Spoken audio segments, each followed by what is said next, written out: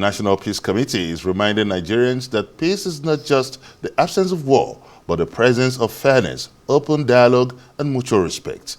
As Nigeria joins the rest of the world to mark the International Day of Peace 2025, the committee is calling for united action to heal division, resolve conflict, and build stronger, more inclusive communities.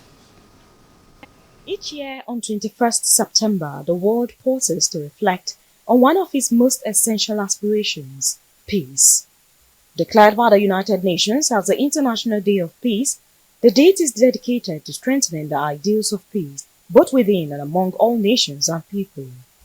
In Nigeria, where the echoes of conflict and the challenges of diversity persist, the call for peace resonates deeply. At the forefront of this mission stands the Kuka Center, the National Policy and Leadership Institute based in Abuja.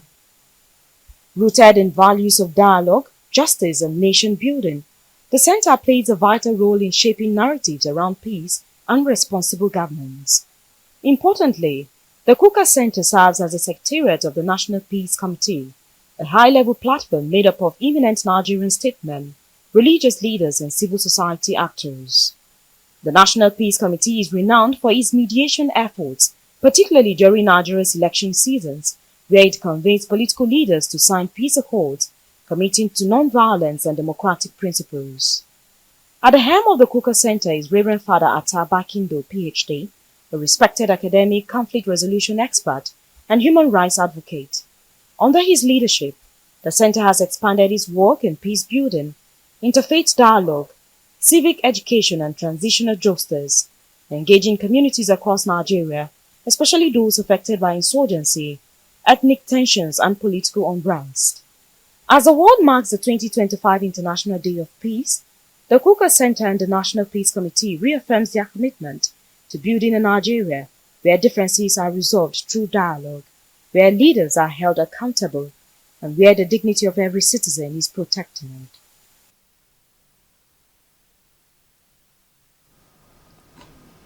Well, for more on this, we are joined live in the studio by Dr. Joseph Ochogwu.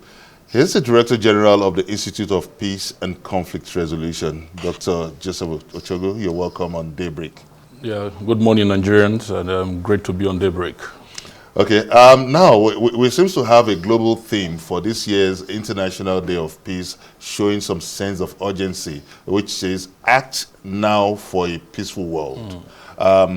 Now, when you look at the Nigerian situation now, we can see that the youth has a role to play in either a situation of violence or a situation of peace. So what is the role of the Institute of Peace and Conflict Resolution doing in terms of giving the right induction in line with a peaceful orientation to the Nigerian youth? Thank you very much. The Institute for Peace and Conflict Resolution has been in the front line, in terms of promoting peace through very non-violent means, because I need to make that very straight, that our work largely is non-violent, which fall within what is called the non-kinetic approach, to resolving and addressing issues of conflict grievances, within society. Our research, and we in the Institute take the youth population category of our national demography very seriously. The youth is the engine room of any society. They are the most productive sets of any society. So they cannot be neglected, they cannot be marginalized. They must be included, in the national action plan. The Institute for Peace and Conflict Resolution work with the UN system as well as the Ministry of Youth to develop the National Action Plan on Youth, Peace and Security, which is a United Nations Security Council resolution. That action plan provides the way to engage youth, in where people are impacted by violent conflicts and all that. So the youths are very important. So what we are doing in the Institute is, aside the research, is building the capacities of different youths, youths in local communities impacted by violent conflicts, in the township areas and other several parts, of the Nigerian nation state. The essence being that we need to transform the energies of the youth population from violent prone, to more peaceful oriented energy, for them to build a much more better society and all that. In the Institute, we are working on a template to train 1 million Nigerians, particularly the youth population, for free online, in a digital way where they can go and learn mediation, negotiation, problem solving, emotional intelligence, and a lot of all those soft skills that actually make youth population much more productive to society. What we are doing actually is to ensure that we have an enlightened set of Nigerian youth population that understands their rights and their obligation to the states, and as well as reciprocate same to, from the state to the people. Let's get this in the proper context now. There are those who believe that there is a merchandise interest behind every conflict situation. You have done a lot of research on peace and conflict resolution. What can you say about people who have merchandise, who just to ask, who are the merchants of war?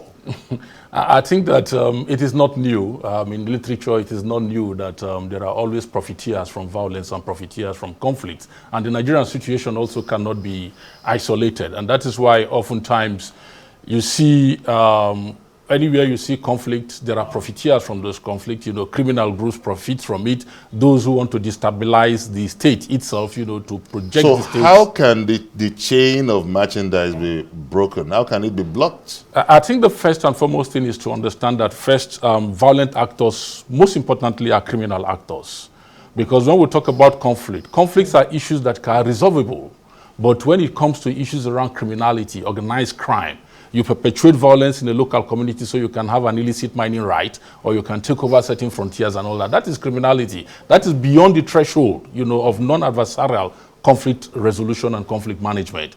That becomes strictly a security issue where, of course, intelligence, will identify these critical actors who are profiteers from the violence, from the conflict. And of course, there are instruments, of the state that will be deployed, to take these elements out, and ensure a platform for conflict resolution and conflict management. I think that is very key. Dr. Ochogwu, I'm glad you're bringing this aspect into the conversation because we can't ignore what is happening with regards to radicalization and how, especially because you focused on young people and your programs so far are targeted towards young people, they're being brought into radicalization.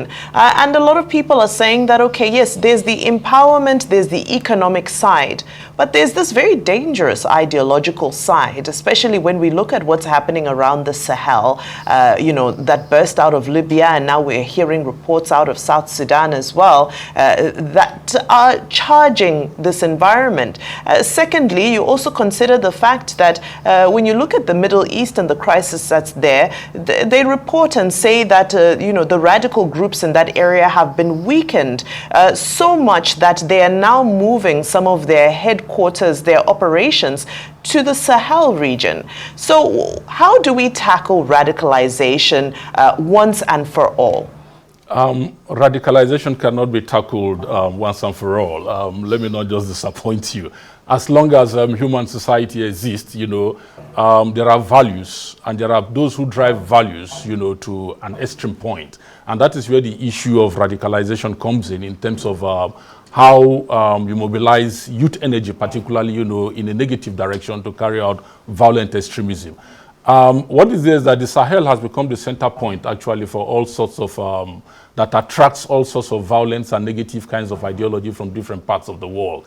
But I can assure you that the Nigerian government, through the Ministry of Foreign Affairs as well as the National Security Office of National Security Advisor, are working tirelessly, to ensure that this whole idea of the radicalization is rolled back. I think that there are a whole lot of success stories in the Bay States, that is Borno, Adamawa, and Yobe State, as well as other parts. I think that there are a lot of counter-narratives in terms of reversing the trends of these violent extremist groups that they are doing. And what we need to do actually is to enlighten more these youth populations to understand that their energy needs to be very functional, to have a stable, and a peaceful society. And that is the direction to go, in terms of enlightenment, awareness creation, to understand that they need peace for them to exist. And also to ensure also that local communities are functional. They are not left in a dysfunctional state that allows a vacuum where extremist values will penetrate and begin to radicalize the youth population. I think above all also, with Mr. President's 8-point agenda, there is a component of it that talks about inclusion. And that inclusion component, entails economic inclusion, political inclusion, social inclusion, and cultural inclusion for youth populations. Because there are a lot of things that the youth populations are affected with. So there is a need, for target-specific interventions to ensure, that these interventions reach the necessary people. If I may come in here, I understand, obviously, the emphasis on non-kinetic strategies. It's imperative because the nature of, if I may call it, the battle that we're fighting has evolved drastically. But how do we measure the success of these non-kinetic strategies, especially given the fact that it is widely believed that the face of a non-kinetic strategy should be the police? But we know the state of our police right now, not enough boots on the ground, not enough manpower. The idea of state police is lagging behind. Vigilantes themselves, state vigilantes, are not well trained. So who is the face of this non-kinetic strategy when we know that the police themselves are struggling just to handle urban crime, let alone some of this extremist crime we're seeing in other parts of the country? Yeah, I think sadly the concept of non-kinetic approach has become nebulous and oftentimes contested, but it is a military term. So when the military use it in their own domain, we have to understand that. But we in the Institute for Peace, we use the word non-violent means, for addressing some of these things. And that is why it's a whole cocktail of non-violent interventions that you have to engage with, and of course you need a lot of expertise, and we are happy that with over 10 years experience in violent conflict across some parts of Nigeria, the skills, the knowledge, are already, being developed in Nigeria, and a lot of people are beginning to know, and that is why you find issues around peace and conflict studies as compulsory courses. What we want to appeal, is to allow for an openness and transparent processes within which to engage. I think that if you are transiting from a culture of violence to a culture of peace, there are different levels and different layers of interventions that are necessary. And that is because this violence have happened and perpetuated over time within Nigeria because of certain things. That is why you talk about defense sector reform, you talk about security sector reform, you talk about even policing reform in that domain, to situate them in a point of operation whereby issues around democracy, rule of law, are maintained within that place. I think that we need to capacitate some of these agencies also with the right knowledge, with the right skill, and the right tool for them to deploy. Okay, Dr. Ochogwu, if I may come in now. The president is calling for a national youth summit, and he said that would go a long way in promoting national healing. Is that a step in the right direction? There is no doubt in a highly heterogeneous society like ours that is highly divisive, as a result of the nature of politics that we play. More than ever before, we need the trust and confidence of each other, particularly the youth population, to understand that Nigeria is one and we are all one. And holding the National Youth Summit, I think it's the right way to go because it brings the right skill set, the right expertise in terms of open conversations and open understanding that can create a platform, for reconciliation, for healing, and for issues around justice, to be made. I hope that, and I look forward to the communique or the outcome, of that particular summit, and not only just the communique now, but the implementations of the resolutions, that we are reaching that this thing, because oftentimes that is always the gap, You will permit me to quickly speak to, we would want to have you speak to the situation in Rivers State quickly before our time is out. Can you speak to the situation now, bringing your expertise on peace and conflict resolution on the situation in Rivers State? No, I think that Rivers State, not only now, if you look at Rivers State politics over the years, it has gone through some tumultuous time, right from Peter Odili, to Amechi, and then, of course, even to His Excellency, the Minister of FCT, Wike, as well as as well as Fubara now.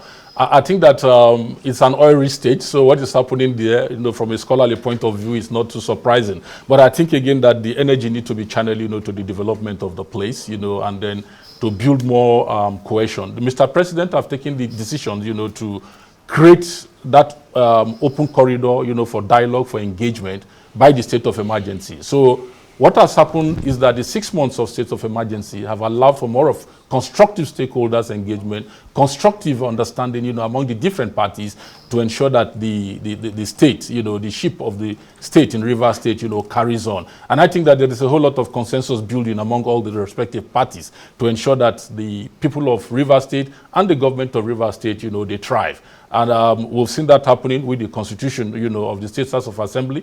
We also see the governor also have resumed. So I expect that the state will now have a cruise, a very smooth cruise in terms of understanding between stakeholders, particularly critical stakeholders, to ensure that there is peace, development, and prosperity in Rivers State. Okay. Thank you so much, Dr. Joseph Ochogwu. What we do wish for is, of course, peace, development, calm, and unity across all of Nigeria. Thank you so much for your time today. Well, that's all we have time for here on Daybreak. I'm Vimbai Mutinidi Ekpeyong. It's goodbye from me. And I'm Benga Ashiru saying goodbye. Don't forget the theme for the International Peace Days, Act Now for a Peaceful World. Good morning. Goodbye.